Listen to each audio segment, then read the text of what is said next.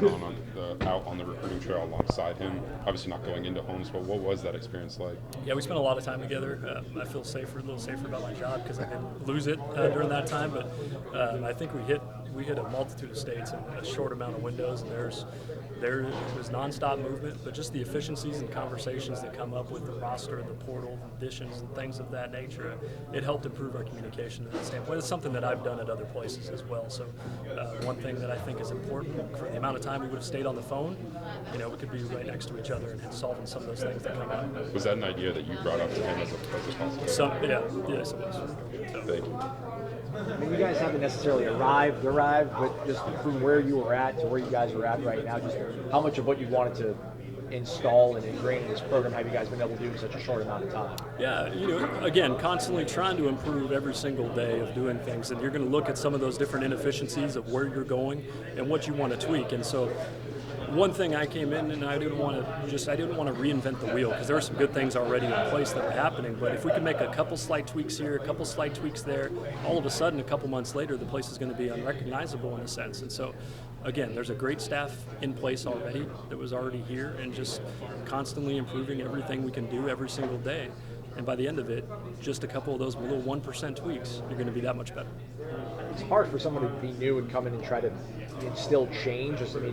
How do you kind of go about it? I know you said you want to reinvent the wheel, but how do you go about making people believe in the process and the vision that Coach Norvell wanted you to execute? Yeah, I think the main thing that you want to do, you need to listen to what's gone well, what hasn't necessarily when you first come in. And so I wanted to make sure to establish relationships on trust factors with different staff members, with our coaches, and with Coach himself, just to make sure, okay, what are areas of contention? What are some things that can be improved? How can we fix them? What are their ideas? What has gone well? What hasn't? Where can we make some quick changes? Where can we make some different changes? And just kind of go from there and slowly but surely start chipping away and making ourselves as process-driven, identifying different ways to do some other things. And sooner or later, you won't be able to recognize it. What's been the biggest sort of, boost for you guys? Has it been evaluation or has it been relationship building? Both matter. So evaluation being one part and the recruitability being the other part. So evaluation is one thing because you want to make sure you're getting it right. But at the same time, you also need to have recruit and have strong relationships within those, and multiple people being tied in, right? So many behind the scenes. And so if you're not necessarily tied in to the prospect himself, maybe it's the mom, the dad, or a family member there, maybe it's the handler or the coach, maybe it's the brother, right? Just having a multiple attack to where you can be tied in somewhere within that family dynamic. Is there anything anecdotally that's clicked maybe in the last 3-6 months that's been like an aha, all right, we're really making inroads, things are really changing, we're seeing a different caliber of athlete, a different level of interest maybe? Yeah, I think you can look at all the analytics and stuff of what people have been on campus and running some of those numbers and those projections and those studies, and there are some changes, but it's not we want to make sure we get guys the opportunity to come on campus, right, and explore and experience really what Florida State has to offer. And so I think when you look at all of those things, how can you put your best foot forward to what fits them, right? Because it can't just be a cookie-cutter deal to where, hey, this is our unofficial visit, this is our experience here. No, it has to be catered to them. How are they going to get developed socially, athletically, and academically in the best way possible for them, not just anyone else, just for them. How much goes into that, like tailor making a visit plan for a specific player? Oh, Maddie McCormick and Haley Carter and Jenna Kinker and that whole recruiting operation staff and the students they have around, they constantly work at that too. It's not just, you have to evoke that emotion to really make sure that everyone understands, this is the life and the experience you're going to live at your 4 years here at Florida State. And so how can we showcase that for them? And so they're constantly working at that, and we want to just be different and have it be individualized for every person. Phone calls, emails being responded to any quicker now? Yes, yeah.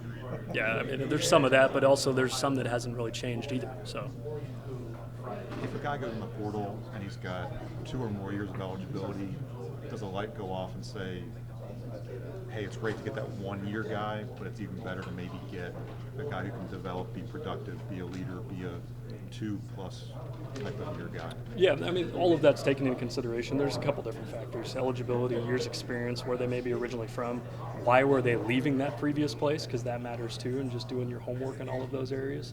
But all of that's taken into consideration. But obviously a multiple year guy who has availability, who can help improve our roster, obviously that's going to be appealing to us. How many metrics do you guys have when it comes to assigning a value or a rating point to a player? Is that a thing? Yeah, there's a couple different metrics and programs we have in place to use, and I mean it could be in the hundreds for each person. So everything, if you're tracking just biographical information of where they may be from, where they may be located, to everything about just the location, the distance from where they are, what they want to major, what position they are, what their height and measurements are, what their verified speed is.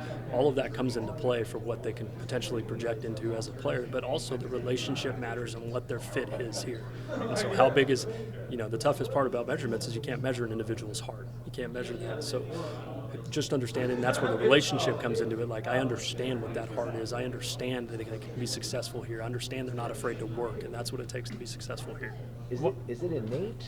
How did seemingly everybody that Mike's gone after in their portal has been a quote-unquote good kid, like they bought in, good soldier? I mean, is it just you guys have a feel on a phone call? Is it knowing the coaches around them? I mean, what goes into making that such a good factor for you guys? Well, I don't think everything is a deal breaker when it comes to good kid, bad kid. I think everyone has a story, but just understanding, like, there are individuals who have made mistakes before, but also, like, when you look at it, there are certain things, and if you understand the player's heart, you're going to understand and have a better feel for him, what he could potentially be, and know really how to push him too, and how to coach him, how to love him, because if that player knows that you love and care for him, they're going to give it all for you, right? And so it goes both ways.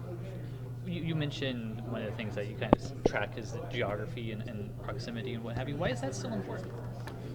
I think you look at, because retention, right? And so if you want to get them out of high school and you've identified, you've hit that person out of high school, well, who out of a certain area might necessarily be a risk to leave later, right? Because at the end of this, it still comes back to retention and retaining those guys on your current roster. And so any data point that you can stick out, this is really new in football, right, as far as the analytics go in all of those areas. But how can you track as much information to see kind of what correlates and what doesn't? And maybe it doesn't, but, just building out those models and what you could look at, and I think it's all important. Okay, so it's not necessarily that that a kid within 100 miles of here is more likely to stay.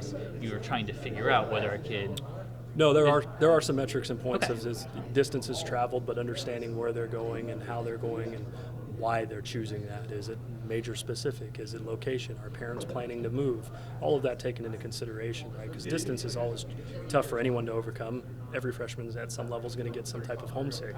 And so when that moment comes and that adversity strikes, do you understand the heart of that player to really know, okay, this is what the data backs up? And when you have both, that's when you're cooking with gas. Sure, gotcha. Because I always heard that the proximity to home was one of, if not the most important things with recruiting, but I've also wondered whether that's changed over the years or how much that's changed. I think yes and no, but I think if you look across that's been limited data. I think it depends on each individual player, and so just understanding what all those critical factors in those cases are, right? A lot of times we like to narrow it down and just look at it and be like, well, there's more to the story, and so once you understand that and try to build as many points off of that, you see the more information you have, the better decisions you can make. Is there more, because of the last couple of years, are we seeing more companies come up with those kind of analytical programs to help you guys out? I mean, or is that solely what you guys are doing, kind of creating those kind of analytic looks at? Yeah, I mean, a little bit of both. I think there's a lot of information out there, more so than there ever has been, right? Especially with the explosion of Huddle and internet, and there's different services out there that we do subscribe to. But just collecting some of that information, really making sure we understand why that's happening, and studying, different deals of, okay, this is the average size of someone that's signed at each position at each Power 5 school. This is what each conference is signing. This is where those trends are heading towards. And it's like when everyone went spread, and now all of a sudden 80% of football is all spread. Well, who's going to go pro style and go back? It's all cyclical, so it goes in different waves, and just understanding what those are. What is the key number to get someone on campus? How many times does that take?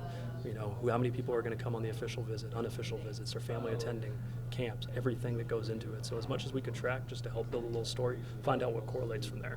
Does each time you present it to, let's say, to Mike and everything and his staff, is it in a book, pamphlet? How do you go about doing that? Is it an online thing where it's just makes it easier? It could be all of that. It could be all that. It could be all of that, but the main thing is you have so much raw information out there. You want to simplify and just kind of tell the story from there in simple ways of just, hey, this is what the percentages are. This is how many are coming, and this is what the numbers reflect necessarily. This is what the story are. This is how we stack up nationally against current trends.